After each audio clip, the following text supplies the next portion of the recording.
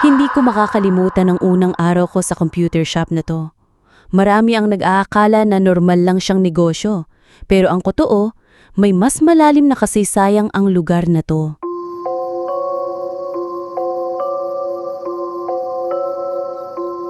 Noon, ang lugar na ito ay isang lumang bahay paupahan. Sa pinakailalim, may maliit na silid kung saan natagpo ang patay ang isang batang babae, si Dolores. Hindi malinaw kung aksidente ba iyon o may kinalaman sa kapabayaan ng may-ari. Pero simula noon, binenta ng pamilya ang bahay ng sobrang mura. Paglipas ng panahon, binili ito ng isang negosyanteng si Mang Rene. Ginawa niya munang maliit na arcade noong dekada 90. Pero dahil sa pag-uusbong ng internet, pinakonvert niya ito bilang computer shop. Doon nagsimulang dumami ang kabataan na nagpupuyat, naglalaro, buong magdamag.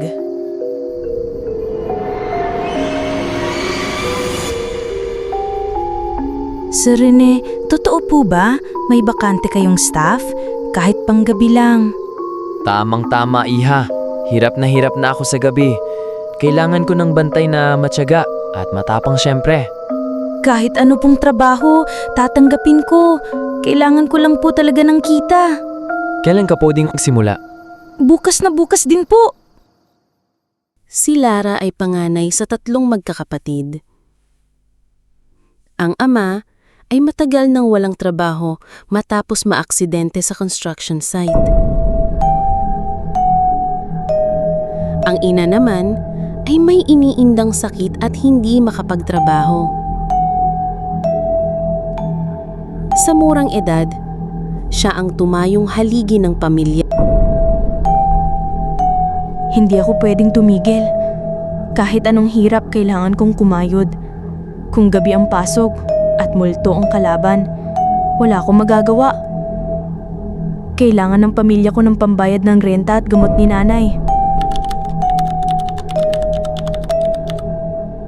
Una niyang gabi sa shop, 3 lang ang customer. Habang naglilinis siya ng mesa, narinig niya ang tunog ng keyboard sa bandang dulo. Nang tingnan niya, walang nakaupong tao, pero gumagalo ang mouse at kumikislap ang monitor. Hello? May naiwan pa ba? Walang sumagot, pero sa monitor nakabukas ang isang lumang game na hindi naman naka-install sa mga PC ng shop. Marco, naramdaman mo na ba dito yung parang may bantay? Shh! Huwag ka masyadong maingay. May mga kwento na yan dati pa. Yung batang babae na namatay dito, nakikita daw sa CCTV, nakaupo sa dulo ng row. Dolores? So, alam mo na rin pala ang pangalan niya. Narinig ko lang din sa mga naglalaro, pero totoo ba yun? Oo naman. Sa tagal ko na dito, napatunayan ko na yun, oh. Ano ba kinamatay niya? Sabi nung iba, nasunog daw. Sabi naman nung iba, natabunan. Ewan, hindi ko alam. Nananakit ba siya? Yun ang hindi ko alam. Alam ba to ni Mang Rene? Hindi na ba nabanggit? Hindi.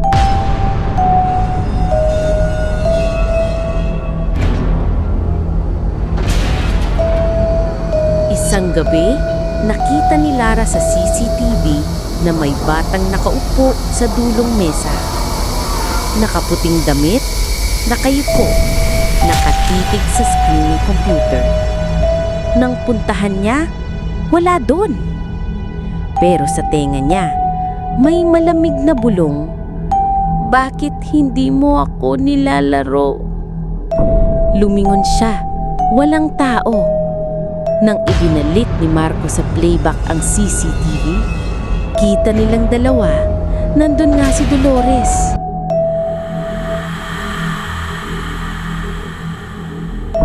Di ba Marco, nakita mo din? Liza, Lara, wala kang customer kanina, di ba? Parang wala naman kanina. Last na yung bata na taga-kabilang bloke.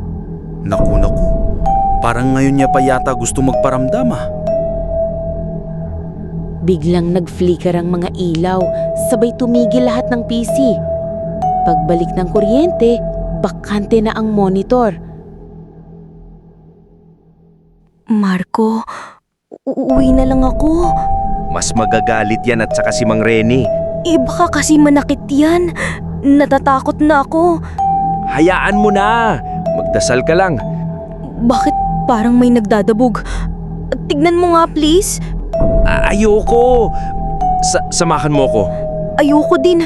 Magre-resign na lang ako. Dalawa naman tayo dito ah! Bakit parang ang lamig?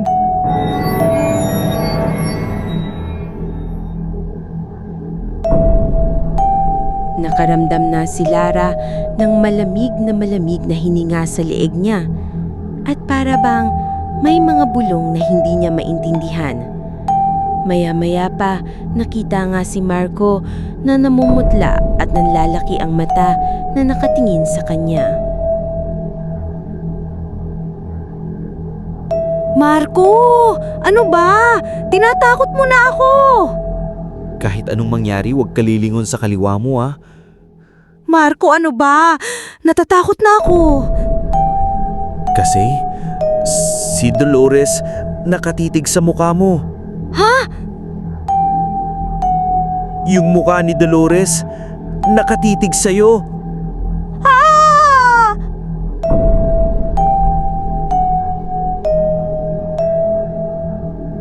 Hindi ko na alam ang mga sunod na nangyari.